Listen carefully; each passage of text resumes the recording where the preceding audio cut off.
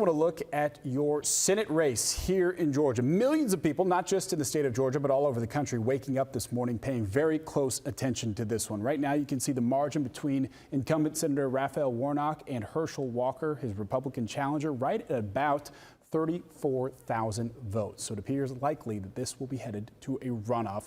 We're closely watching this one. We are, and it's getting a lot of national attention as well. The balance of power is hanging in the balance, really. For Georgia, it hinges on us, very likely, because there are a lot of other races around the country that have already been decided. Our Rebecca Schramm is live in Northwest Atlanta this afternoon, I should say. And Rebecca, a few counties, including Fulton, still haven't reported 100% of their votes, and so this race still could change, but the numbers are pretty close.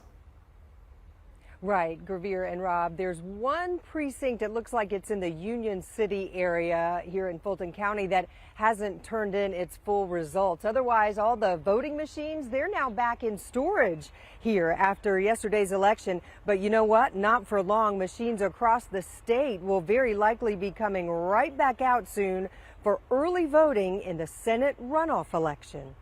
We're in a fight, are we not? We're in a fight.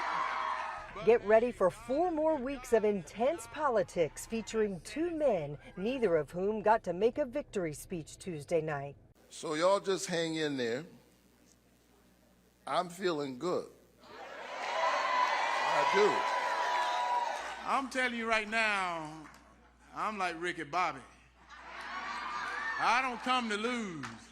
Going into Election Day, Republican challenger Herschel Walker had a 1 to 3 point lead in the polls over Democrat incumbent Senator Raphael Warnock. It didn't work out that way at all. Kerwin Swint is director of the School of Government at Kennesaw State University and a professor of political science. With Warnock slightly ahead, I asked him about the Georgia voters who went with Libertarian candidate Shane Oliver and which way they might vote in a runoff. The Libertarian vote's a little squirrely. A lot of times Libertarians in a runoff situation vote Republican because they're very conservative on some issues.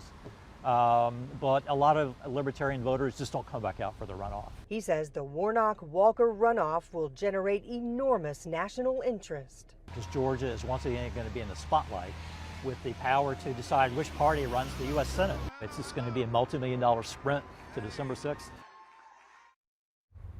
And he reminds us that Georgia is the only state in the country that has runoffs in the general election. This one, he says, will cost election offices across the state another $80 million. Live in Atlanta, Rebecca Schramm, Atlanta News First. All right, Rebecca, thanks for the very latest.